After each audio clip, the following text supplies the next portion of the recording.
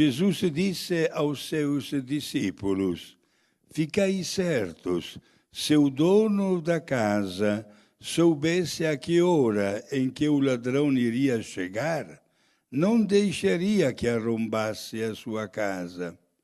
Vós também ficai preparados, porque o Filho do Homem vai chegar na hora em que menos o esperardes. Então Pedro disse: Senhor, tu contas esta parábola para nós ou para os outros? E o Senhor respondeu: quem é o administrador fiel e prudente que o Senhor vai colocar à frente do pessoal da sua casa para dar comida a todos na hora certa?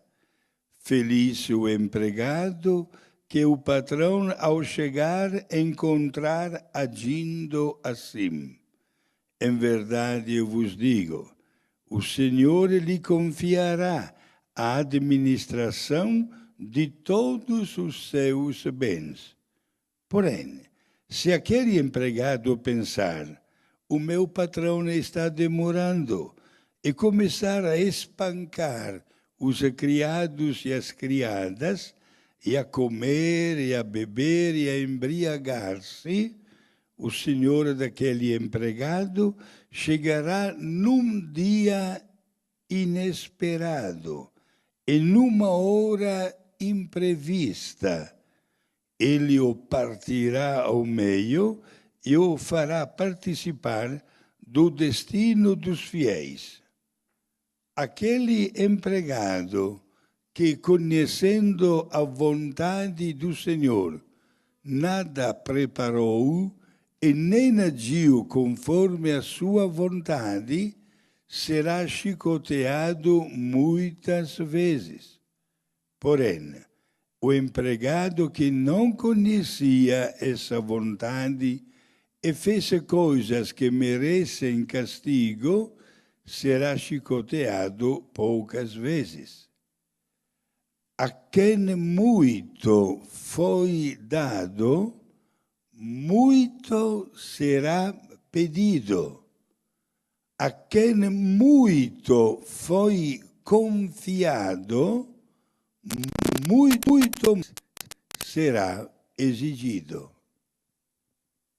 Palavra da salvação. Glória a vós, Senhor. Estamos diante de mais uma página didática de Jesus. Jesus que hoje não realiza nenhuma cura, nenhum milagre, mas que ensina. Veste, digamos assim, o traje de um professor e quer que os seus alunos, que somos todos nós, possamos aprender aonde ele nos quer levar. Não é o primeiro dia, especialmente nesta época do ano, que nos aproxima cada vez mais do término do ano litúrgico, não é a primeira vez que Jesus fala da vigilância. Estejamos vigilantes, prontos, sempre atentos aos sinais dos tempos. Hoje Jesus, de uma maneira especial, coloca o caso não somente de um ladrão, que pode vir a toda hora e que nunca avisa quando vai chegar, como também daquele chefe, que é dono de uma casa com empregados e que viaja e que não avisa quando vai chegar. Ele elogia, de um lado, aquele servidor que mesmo nas pequenas ou altas horas da noite está ainda acordado, esperando pela chegada do seu chefe. Bem-aventurado. Como também castiga, nesta parábola, aquele servo que, dizendo, o meu dono vai demorar, e começa a criar algumas coisas, não, digamos assim, conforme o equilíbrio. Começa a beber, começa a espancar, começa a dormir, etc. O que tudo isso significa? Estejamos preparados. A morte não olha para o lugar que nós ocupamos na sociedade. Podemos ser as pessoas mais destacadas, como também nas pessoas mais humildes. A morte não poupa ninguém, nem o Padre Guido que está falando. O importante é estarmos sempre preparados, com a graça de Deus dentro de nós, evitando no máximo, prezados amigos aqui presentes, queridos telespectadores, evitando no máximo as ocasiões que nos podem levar a sujar a nossa consciência, sobretudo com o pecado grave. Façamos o possível para que possamos permanecer neste estado de graça que nós recebemos a partir do Santo Batismo.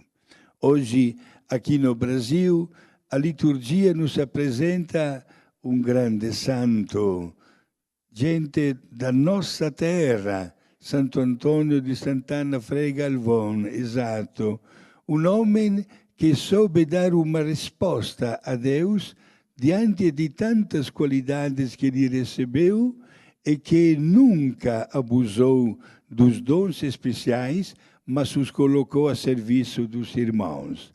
Conhecemos vários dados interessantes da vida dele.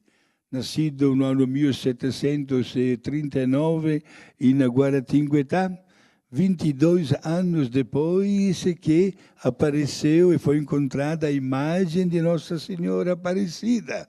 Podemos, portanto, com toda certeza afirmar que Frei Galvão, que era devotíssimo de Nossa Senhora, lá em Guaratinguetá, a cidade de Aparecida não existia naquela época, e com certeza deve ter venerado a imagem de Nossa Senhora Aparecida, que já estava exposta em alguma capela da cidade.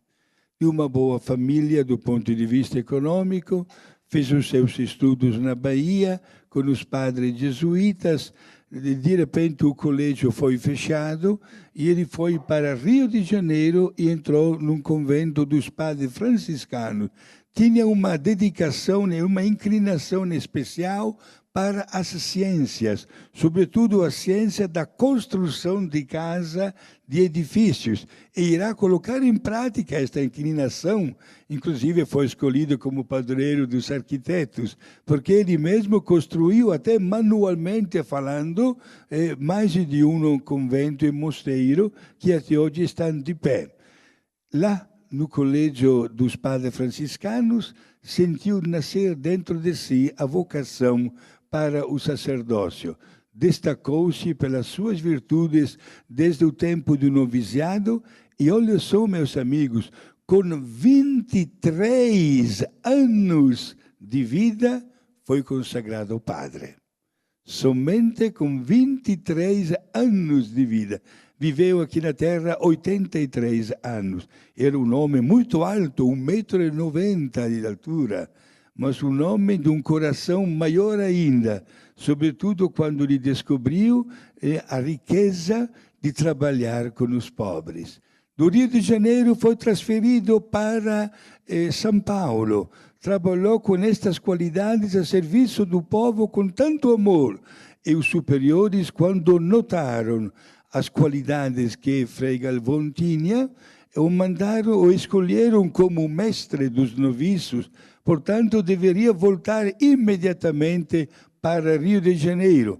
Ele obedeceu, mas o povo de São Paulo gritou da frente do convento e suplicou os superiores a rever esta decisão, porque não podiam ficar sem o Frei Galvão.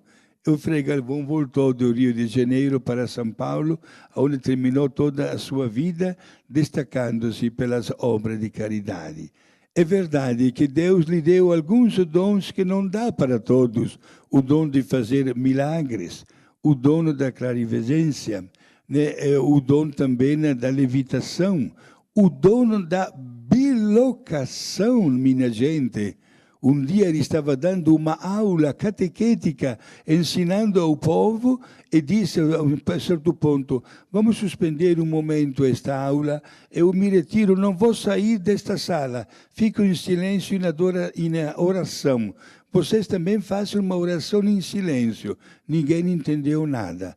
Mas naquele momento o santo estava presente a mais de 1.000 quilômetros de distância, dando assistência a uma pessoa que estava morrendo. Milagre da bilocação. Olha, nada é impossível para Deus. Como se serve Deus dos seus servos aqui na terra para fazer aquele bem que nunca nos será tirado.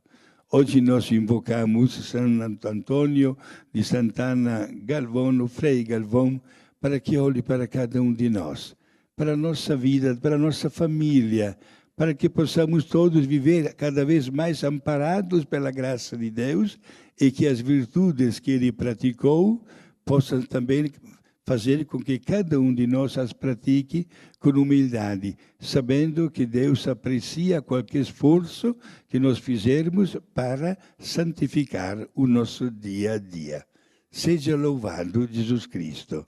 Para sempre seja louvado.